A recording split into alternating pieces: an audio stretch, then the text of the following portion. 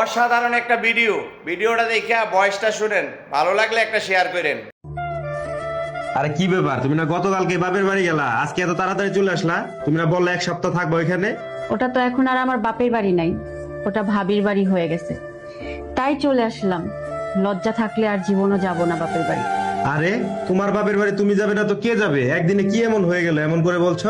বাসায় ঢোকার পর ভাবি দরজা খুলে দিল, দেখলাম আমাকে দেখে মনটা খারাপ করে ফেলছে। ভাবলাম মহিলা মানুষ সারাদিন কাজ করছে তাই মনটা খারাপ। সারাদিন আমার সাথে আর কোনো কথা বললো না। ভাইয়া যখন সন্ধ্যার পর বাসায় আসলো, ভাইয়ার সাথে দেখলাম খুব মেজাজ দেখাইতেছে, চিল্লাচিল্লি করতেছে। ভাবলাম তাদের মধ্যে কোনো ঝামেলা হয়েছে তাই মেজাজ দেখাইতেছে। কেন, ভাই ভাবির মাঝে আবার কি নিয়ে ঝামেলা হয়েছিল? বলতে পারি না, দেখলাম ভাবি খেয়ে রাত্রিবেলা শুয়ে পড়ছে।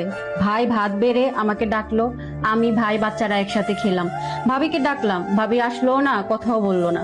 রাত্রিবেলা বাচ্চারা সোফাতে বসে টিভি দেখতেছিল, লাফালাফি করতেছিল, খেলতেছিল।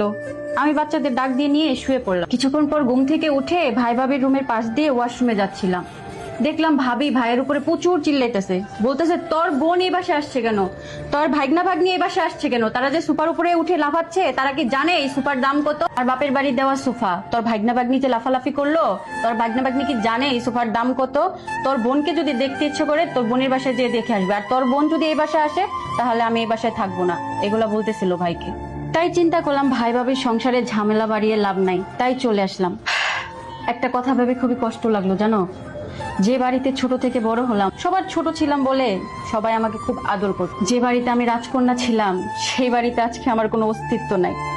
সবকিছু ভাবির ইশারায় হয়। আরে তুমি মন খারাপ করো না, আমি আছি তো। বাপের বাড়িতে যেতে না করলে তো তোমার মাথা খারাপ হয়ে যায়, মনে করো না জানি কি হয়ে গেল।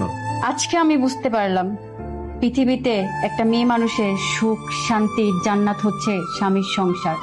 স্বামীর সংসারের মতো সুখ শান্তি অন্য কোথাও পাওয়া যাবে না। আরে থাক, তাতে কি হয়েছে? আমিও তো তোমার সাথে কত রাগারাগি করি। তুমি যেমন আমার উপর রাগারাগি করো তেমন ভালোবাসো। অসুস্থ হলে ওষুধটা তুমিই খাইয়ে দাও, জামা কাপড় কসমেটিক খাবার দাবার চাওয়ার আগে তুমি আমার সামনে হাজির করো। আর সব থেকে বড় কথা হলো কি জানো, তুমি তো বাচ্চাদের উপরে কখনো বিরক্ত হও না। আরে বাচ্চাদের উপর কেন আমি বিরক্ত হব? বাবা মা কি পারে নিজের সন্তানের উপর বিরক্ত হইতে? তাই আমি আজকে একটা জিনিস বুঝতে পারলাম, স্বামী ধনী হোক বা গরিব হোক, স্বামীর সংসারে মেয়েদের প্রকৃত সুখ, স্বামীর সংসারে মেয়েদের জান্নাত। এই পৃথিবীতে স্বামীর মতো কেউ ভালোবাসবে না, স্বামীর মতো কেউ দায়িত্বও নেবে না। এটা আজকে আমি ভালোভাবে বুঝতে পারছি।